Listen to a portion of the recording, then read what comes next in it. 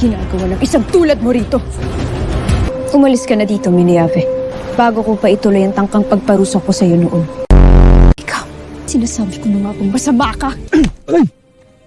Bakit? Pagkat ang inyong dinakip, mga pesna, ay isang hara, pakawalan niyo sila. Ngayon din! Ako'y humihingi ng paumanhin. Patawad sa ginawa ng aking mga kalahi. Mahal na hara muli. Sa susunod na may gagawing masama ang iyong kalahi sa kahit sino mang engkantado, babalikan ko kayo. Patawad, mahal na hara. Pasneya! Paumanhin, wala akong masamang tangka. Anong ginagawa mo rito?